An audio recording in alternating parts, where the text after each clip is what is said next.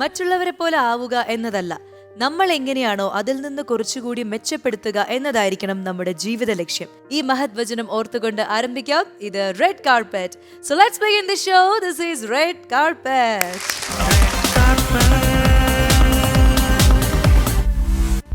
ഇന്നത്തെ നമ്മുടെ റെഡ് കാർപ്പറ്റിന്റെ അതിഥികൾ എന്ന് പറഞ്ഞാൽ വളരെ സ്പെഷ്യൽ ആയിട്ടുള്ള രണ്ടുപേരാണ്. അമൃതയുടെ സ്വന്തം ആളായിട്ടുള്ള ഒരാൾ കൂടി ഇന്ന് നമുക്ക് വരുന്നുണ്ട്. എന്തായാലും ഒരുപാട് സ്നേഹത്തോടെ സന്തോഷത്തോടെ സ്വാഗതം ചെയ്യാം. Kavalam Sreekumar sir and Preetha Kannan.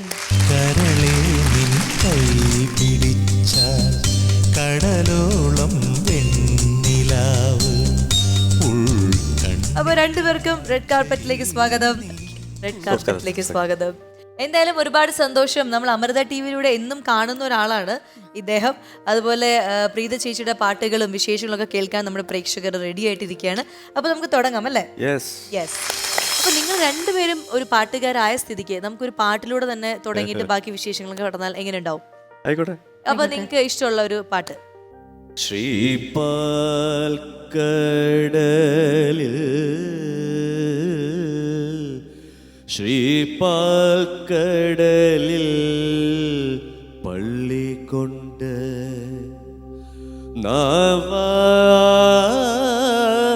മുകുന്ദ മുടിയിൽ മുകുന്ദ മുടിയിൽ ഉണരണേ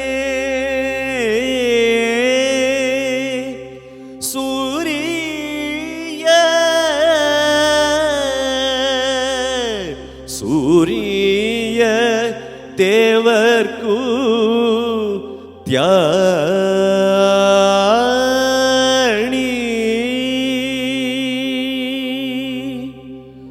സൂര്യദേവർക്ക് ത്യാണി. അപ്പം ഇത് ഈ വരി പാടുമ്പോൾ ഞാനും രാധാകൃഷ്ണൻ ചേട്ടോടെ ഇങ്ങനെ മാറി മാറിയാണ് പാടുന്നത്. ഒരാൾ പാടി തുടങ്ങുമ്പോൾ അതിൻ്റെ പുറകെ വാല് പിടിച്ചിട്ട് ഇങ്ങനെ വരുന്നൊരു രീതിയുണ്ട്. അങ്ങനെ ഒരു രീതിയിലാണ് ഇത് പാടുന്നത്. അപ്പൊ ഇടയ്ക്ക് വായിക്കുന്ന അന്ന് ഇടയ്ക്ക് വായിച്ചത് ജനറത്ത് രാമപൊതുവാൾ എന്ന് പറഞ്ഞ ഒരു സോപാന ഗായകനാണ്. അദ്ദേഹമാണ് ആ സിനിമയിൽ വേണുചേട്ടന്റെ ഗുരുവായിട്ട് ഒരു ആൽത്തറയിൽ നിന്നിട്ട് ഇങ്ങനെ പാട്ടൊക്കെ പഠിപ്പിക്കുന്ന ഒരു സീൻ ഉണ്ട്. അങ്ങനെ ഒരു വർഷങ്ങൾക്ക് മുമ്പ് 40 വർഷമായി. 40 വർഷത്തെ കൂടുതലായി. ഇപ്പോൾ ഈ പാട്ടിങ്ങനെ അടുത്ത് നിന്ന് കേൾക്കുമ്പോൾ അമൃത ടി വിയിലൂടെ സന്ധ്യാസമയത്ത് ചേട്ടന്റെ ശബ്ദം നമ്മൾ കേൾക്കാറുണ്ട്. അപ്പൊ അടുത്ത് നിന്ന് കേട്ടപ്പോഴും ഒരു അമ്പലത്തിന്റെ നടയിൽ നിന്ന് കേൾക്കുന്ന പോലത്തെ ഒരു ഫീലായിരുന്നു മനസ്സിലുണ്ടായിരുന്നത്. എന്തായാലും ഒരുപാട് സന്തോഷം. ഈ അമൃത ടി വിയിലേക്ക് എങ്ങനെയാണ് ആ ഒരു ക്ഷണം വന്നത്? ഈ സന്ധ്യാദീപത്തിലാണെങ്കിലും അമൃതയില് ആദ്യം ഞാൻ വരുന്നത് അമൃതയുടെ സുപ്രഭാതം ഈ രാവിലത്തെ ഒരു ഷോ ഉണ്ട്. ആ ഷോയിൽ ആണ് രാമായണം പോലുള്ള പല കാര്യങ്ങളും അതിനകത്ത് ഞാൻ ചൊല്ലിയിട്ടുണ്ട്.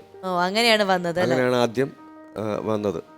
അതിനുശേഷം അതിനോടൊപ്പം തന്നെ അമൃതയിലും പല ഷോസിലും വന്നിട്ടുണ്ട്. അപ്പൊ ഇപ്പൊ പിന്നെ അമൃതയുടെ സ്ഥിരം ഒരാളാണ്. ശ്രേഷ്ഠ ഭാരതിലും താങ്കള് ജഡ്ജായിട്ട് ഇരിക്കുന്നുണ്ട്. അങ്ങനെ നമ്മുടെ ഫാമിലിയിലെ ഒരു അംഗം തന്നെയാണ്. ചേച്ചി പറയൂ, ചേച്ചിയുടെ ആദ്യത്തെ ഒരു പ്ലേ ബാക്ക് എക്സ്പീരിയൻസ് ഇദ്ദേഹത്തിന്റെ കൂടെ തന്നെ ആണെന്ന് തോന്നുന്നു തുടങ്ങിയത്. ഒരു കവിത ഞങ്ങൾക്ക് രണ്ടുപേർക്കും അറിയില്ല എന്താന്ന്. ഞങ്ങൾ ഒരുമിച്ച് പാടിയെന്ന് അറിയില്ല. ഒരുമിച്ചല്ല പാടിയത്. ഏതൊരു പിന്നെ ശ്യാം സാറിന്റെ സംഗീതത്തിലാന്ന് തോന്നുന്നു. പണ്ട് ഒരു രാജകുമാരി എന്ന് പറഞ്ഞ ചിത്രത്തിൽ അത് കുറച്ച് ബിറ്റായിട്ടുള്ള കവിതകളാണ് എടുത്തത്. ONV സാറിന്റെ വരികള്. അതാണ് ആദ്യം പാടുന്നത്. അതിനുശേഷം ബാലചന്ദ്ര മേനോൻ സാറിന്റെ സമാന്തരങ്ങൾ എന്ന ചിത്രം അദ്ദേഹമാണ്. അത് സാർ എനിക്ക് തോന്നുന്നു ബാലേന്ദ്ര മേനോൻ സാർ ആദ്യമായിട്ട് സംഗീതം നിർവഹിച്ച ഒരു സിനിമ കൂടിയാണ്. അദ്ദേഹം എല്ലാ ഇതിലും പുതുമുഖ ആൾക്കാരെ കൊണ്ടുവരുന്ന ആളാണ്. അപ്പോൾ ഈ സോങ് ആദ്യം ട്രാക്കായിട്ടാണ് പാടിയത്. പിന്നെ അത് അദ്ദേഹം സ്ട്രെയിറ്റ് ആക്കുകയായിരുന്നു. അത് സിനിമയിൽ സോളോ ആണ്. പക്ഷെ കാസറ്റിൽ അത് ദാസറിന്റെ ഒപ്പം ഉള്ള ഒരു ഡ്യുവറ്റ് ആയിട്ട് വന്നു.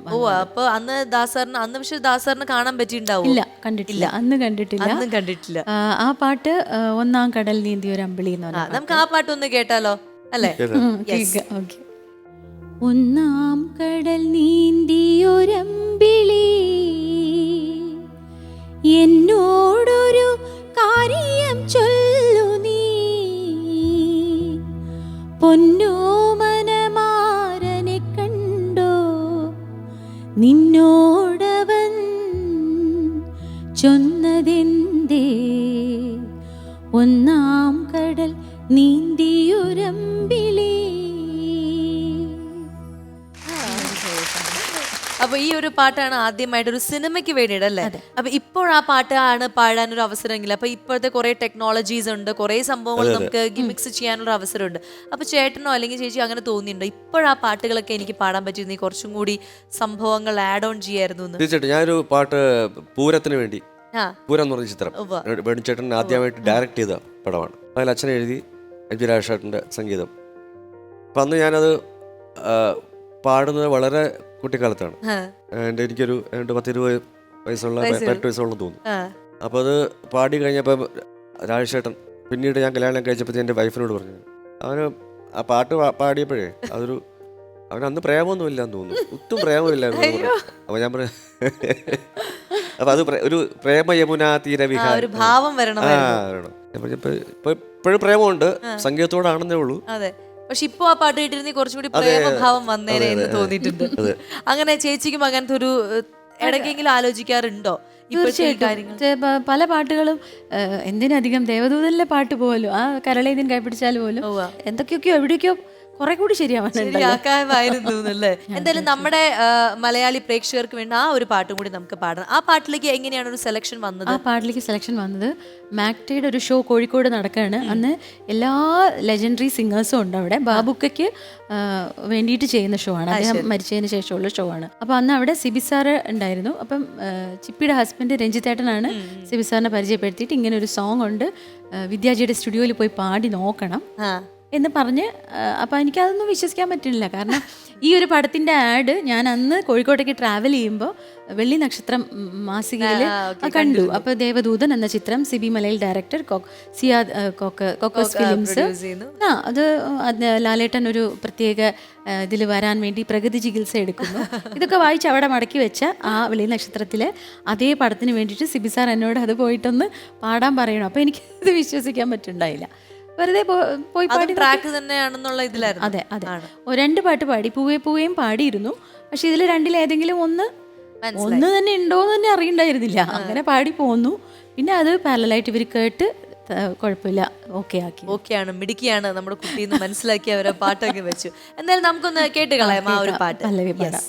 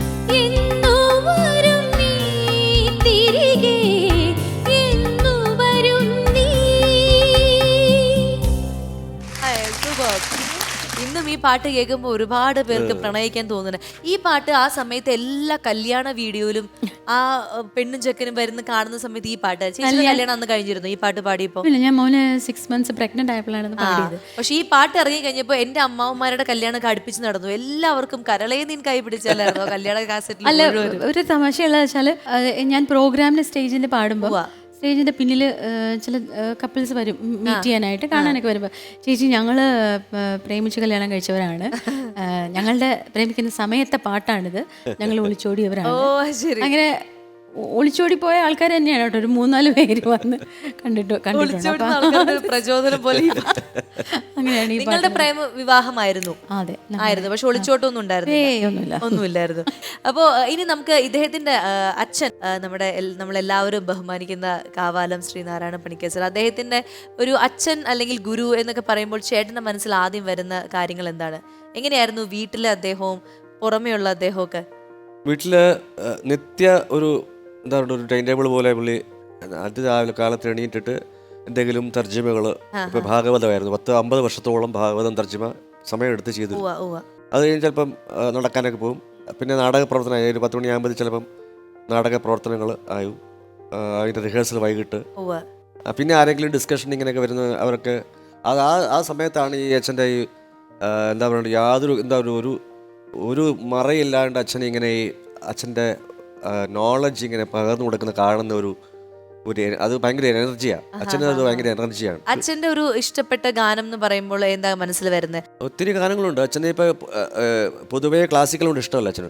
ഇഷ്ടമല്ല. അല്ല, നാടൻ എപ്പോഴും ഫോക്ക്. അല്ല, അച്ഛൻ ചൊല്ലുന്ന കവിതകൾ പോലും ഒരു ഫോക്ക്. അച്ഛൻ എഴുതിയ കവിതകൾ മെജോറിറ്റിയും ഒരു ഫോക്ക് ടൈപ്പാണ്. ക്ലാസിക്കൽ രീതിയിൽ എനിക്ക് ചൊല്ലാൻ പറ്റുന്നത് വളരെ കുറച്ച് കവിതകളും. അതെ, അച്ഛൻ എഴുതി നമ്മുടെ MG രാധാകൃഷ്ണൻ സാറ് സംഗീതം നൽകിയ ഒരു പാട്ടുണ്ട്. അത് വേണം നമുക്ക് ഒരുമിച്ച് പാടാം.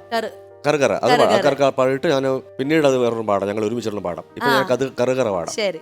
കറുകറക്കാർ മൂക്കിൽ കൊമ്പനാന പുറത്തേറിയെഴുന്നള്ളും മൂർത്തേ. കറുകറക്കാർ മൂക്കിൽ കൊമ്പനാന പുറത്തേറിയെഴുന്നള്ളും മൂർത്തേ.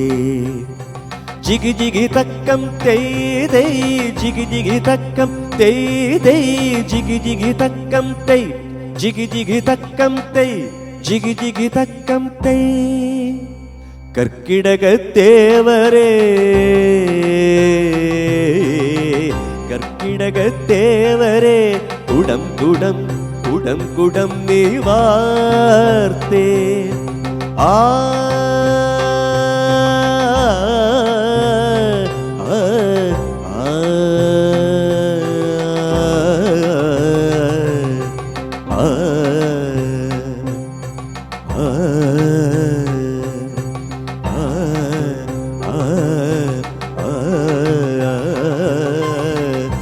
കറുകറക്കാർ മൂക്കിൽ കൊമ്പനാന പുറത്തേറിയെഴുന്നള്ളും മൂർത്തേ.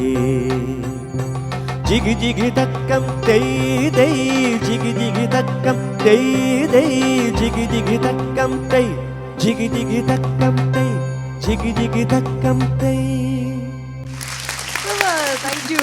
ഇനി എൻ്റെ അടുത്തൊരു ആഗ്രഹമാണ്, നിങ്ങൾ രണ്ടുപേരും ചേർന്ന് ഒരു ഗെയിം കളിച്ചാൽ നന്നായിരിക്കും എന്ന് എൻ്റെ മനസ്സ് പറയുന്നു. പക്ഷെ അതും നമ്മൾ സംഗീതമായിട്ട് കണക്റ്റഡ് ആയിട്ടുള്ള ഗെയിംസ് ആണ്. അപ്പൊ നിങ്ങൾക്ക് ഇഷ്ടമുള്ള കുറച്ച് പാട്ടുകൾ ഉണ്ടാവും, അത് പാടാനും കൂടി ഒരു അവസരം. അപ്പൊ ഗെയിം എന്താന്ന് വെച്ചാൽ നിങ്ങൾക്ക് വിഷ്വലില് LED അവിടെ പാട്ടുകൾ തന്നെ, പക്ഷെ ലിറിക്സ് തെറ്റിച്ചായിരിക്കും എഴുതിയിരിക്കുക. അതായത് ഓർഡർ തെറ്റിച്ചായിരിക്കും ഷഫിൾ ചെയ്തിട്ട് ഇങ്ങനെ വരികൾ എഴുതിയിട്ടുണ്ടാവും. അപ്പൊ നിങ്ങളത് വായിച്ചിട്ട് ചിലപ്പം ആദ്യത്തെ വരി ഏറ്റവും അവസാനമായിരിക്കും, അതെടുത്ത് ആദ്യം ഇടുക, അങ്ങനെ ഷഫിൾ ചെയ്യാം.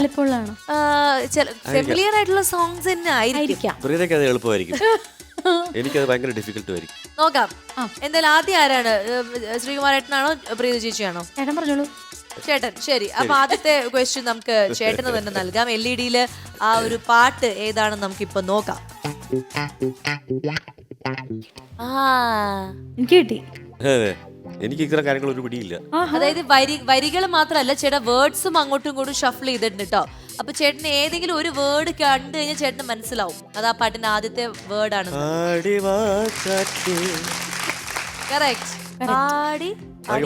പാടിവാ കാറ്റേ ആയിരം പൂക്കൾ നുള്ളിവാ അന്തിപ്പൂമാനം പൊന്നു ഞാലാട്ടും മന്ദാര പൂക്കൾ നുള്ളിവാ. അടിപൊളി. അപ്പൊ അങ്ങനെ ഗംഭീരമായി ചേട്ടൻ ഒരു പോയിന്റ്, എത്ര പെട്ടെന്ന് ഒരു പോയിന്റ് കരസ്ഥമാക്കി. ഇനി നമുക്ക് ചേച്ചി നോക്കാം എന്താകുമെന്ന്. റെഡി?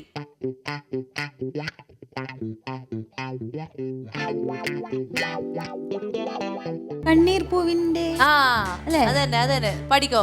കണ്ണീർ പൂവിന്റെ കവിളിൽ തലോടി ഈണം മുഴങ്ങും പഴം പാട്ടിൽ മുങ്ങി മറുവാക്കു കേൾക്കാൻ കാത്തുനിൽ.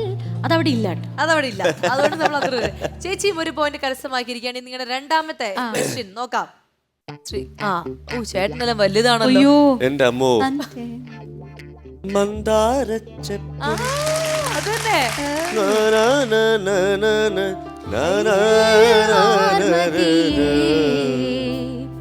പൊന്നും തേനും വയമ്പുമുണ്ടോ വാനം വാടി തൻ തൂവലുണ്ടോ ഉള്ളിൽ പാടുന്നു. എല്ലാം നമ്മുടെ പക്ഷെ കണ്ടുപിടിച്ചു ചേട്ടൻ നമ്മുടെ വളരെ ജീവന്റെ പെട്ടെന്ന് തന്നെ. പാട്ടിലാണല്ലോ. എന്തോ അല്ലേ ജീവന്റെ. അതെ അതെ അതെ പെട്ടെന്ന് തന്നെ കണ്ടുപിടിച്ചു. അപ്പൊ 2 പോയിന്റ് കിട്ടി. ഇനി അടുത്ത ചേച്ചിയുടെ കടുത്ത മത്സരമാണെങ്കിൽ നടന്നുകൊണ്ടിരിക്കുന്നത്. എന്തും സംഭവിക്കാം. ഈശ്വരന്മാരെ ഞാൻ എനിക്കറിയാം, എനിക്ക് കിട്ടി. ഒരു പുഷ്പം മാത്രമെൻ പൂങ്കുലയിൽ നിർത്താം ഞാൻ, ഒടുവിൽ നീ എത്തുമ്പോൾ ചൂടിക്കുവാൻ. ഒരു ഗാനം മാത്രം നിൻ ഹൃദയത്തിൽ സൂക്ഷിക്കാം, ഒടുവിൽ നീ എത്തുമ്പോൾ ചെവിയിൽ മൂളാം. ഇനി അടുത്തത്. അപ്പൊ രണ്ടുപേർക്കും 2 പോയിന്റ്സ് കിട്ടിയിരിക്കുകയാണ്. ഇനി മൂന്നാമത്തെ പോയിന്റിനുള്ള ചോദ്യം. മൂന്നാമത്തെ ചോദ്യം റെഡി? കിട്ടി. പിന്നെയും പിന്നെയും എത്തുന്ന പദനിസ്വനം, പിന്നെയും പിന്നെയും ആരോ നിലാവത് പൊൻവേണുമോതുന്ന മൃദുമന്ത്രണം, പിന്നെയും പിന്നെയും ആരോ ആരോ ആരോ. അടിപൊളി അടിപൊളി. ചേട്ടൻ തോക്കുന്നുണ്ട് എല്ലാം പെട്ടെന്ന് പറയണ്ടല്ലോ. എന്തോ സംഭവിച്ചു പോയി. അതെ, എന്റെ ഈ മുല്ലപ്പൂപ്പൊടി ഏറ്റ് കിടക്കും. എളുപ്പമുള്ള പാട്ടുകൾ, എളുപ്പമുള്ള പാട്ട് ഞാൻ പറഞ്ഞില്ലേ, ഫെമിലിയർ സോങ്സ് ആയിരിക്കും. ഇനി അടുത്ത ചേച്ചിയുടെ നോക്കാം. അയ്യോ ചേച്ചി. നീലകട നീ ഊ ഇതാ സ്വരങ്ങളൊക്കെ ഉള്ളതാണ്. നീലക്കട സ്വരങ്ങളൊക്കെ. നീ ഓ കീർത്തനാണ്. എനിക്ക് വരേണ്ട കാര്യമായിരുന്നു.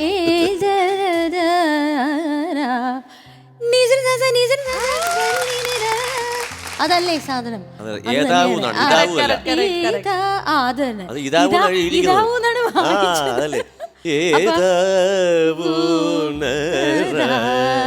നിലകട നീകൂ അത്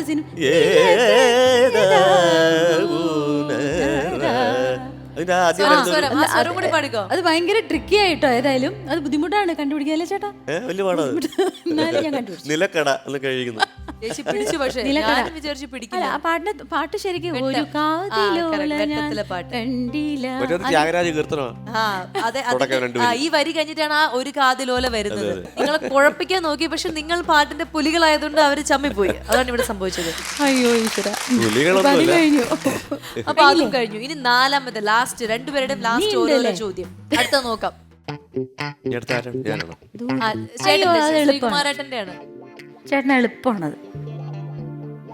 ഇത് എളുപ്പമാണ്. എളുപ്പമാണ്.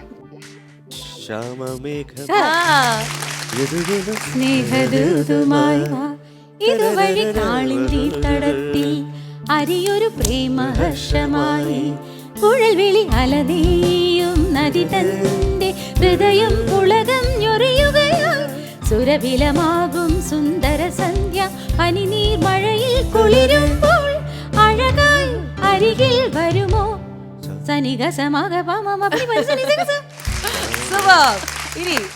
അപ്പൊ 4 പോയിന്റ് സ്വന്തമാക്കിയിരിക്കുകയാണ്. നോക്കാം.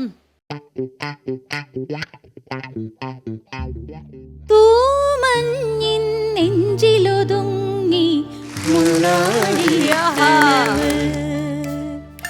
തേനോലും സാന്ത്വനമായി ആലോലം കാറ്റ് സന്ധ്യാദീപവും താനന.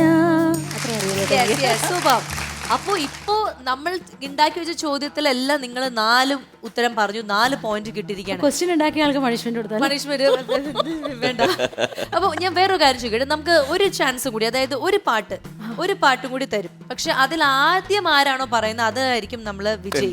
ഒരു ടൈ ബ്രേക്കർ എന്ന് പറയുന്ന പോലെ നമുക്ക് ഒരു പാട്ട് LED കാണും. അതിൽ ആദ്യത്തെ ആ കണ്ടുപിടിച്ച് പാടുന്ന ആൾക്ക് നമ്മൾ ഈ സമ്മാനം കൊടുക്കുന്നു.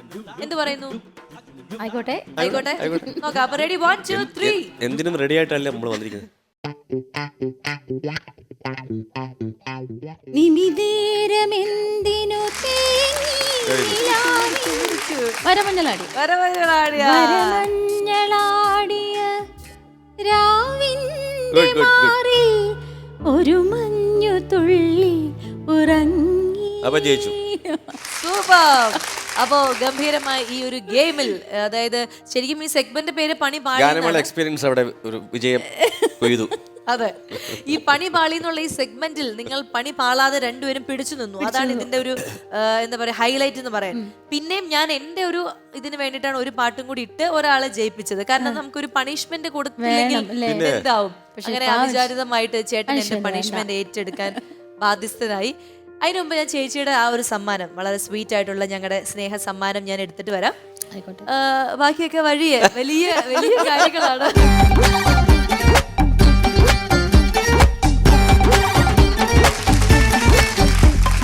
നല്ല പുളിയുള്ള നാരങ്ങയാണ് ഈ മുറിച്ച് വെച്ചിരിക്കുന്നത്. സന്തോഷല്ലേ? നാരങ്ങ എന്ന് പറഞ്ഞാൽ ഭയങ്കര പുളിയാണ്. അതിന്റെ മണം അടിക്കുമ്പോൾ തന്നെ എനിക്ക് ആ പുളി മനസ്സിലാവുന്നുണ്ട്. ഞാൻ ഇപ്പോഴേ സന്തോഷമാണ്, പക്ഷെ ഇത് മുഴുവൻ കഴിക്കണം എന്ന് പറയുന്നതായിരിക്കും എന്റെ പ്രശ്നം. അല്ല മുഴുവൻ കഴിക്കണ്ട. ഇതിൽ ഈ ഒരു കഷ്ണം എടുത്തിട്ട് അതിങ്ങനെ നന്നായിട്ട് ഇങ്ങനെ ചവച്ചരച്ചങ്ങ് കഴിക്കാൻ പറ്റുമോ നാരങ്ങ? അങ്ങനെ നാരങ്ങ മുഴുവൻ കഴിക്കാനോ? അല്ല, ചവച്ചരച്ചാൽ മതി. ബാക്കി നമുക്ക് കട്ട് ചെയ്തിട്ട് തുപ്പിക്കളയാം. ഓക്കെ. പക്ഷെ നാരങ്ങ കഴിക്കുമ്പോൾ ഉണ്ടാവുന്ന പുളി ഇങ്ങനെ ഹൃദയത്തിലേക്ക് ഇറങ്ങി വയറ്റിലെത്തുമ്പോൾ ഒരു സുഖം. നാരങ്ങ എനിക്ക് ഭയങ്കര ഇഷ്ടമാണോ? കണ്ടോ? കാരണം സാലഡിലൊക്കെ ഞാൻ വേറെ ആരും ഇത് വീട്ടിലാരും ചെയ്യില്ല. ഞാൻ നാരങ്ങ എങ്ങനെ അതിന്റെ മുകളിലൊക്കെ ഇട്ട് വിതറി ഉപ്പും. അത് മനസ്സിലായി. പക്ഷെ ഫുൾ നാരങ്ങ എപ്പോഴെങ്കിലും കഴിച്ചിട്ടുണ്ടോ?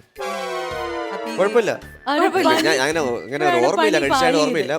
നാരങ്ങ തുള്ളികൾ ഇഷ്ടമാണ്, പക്ഷെ നാരങ്ങ ഇങ്ങനെ നുടയുന്നത് എനിക്ക് ഇഷ്ടമാണോ? മ്യൂസിക് ഇടാം.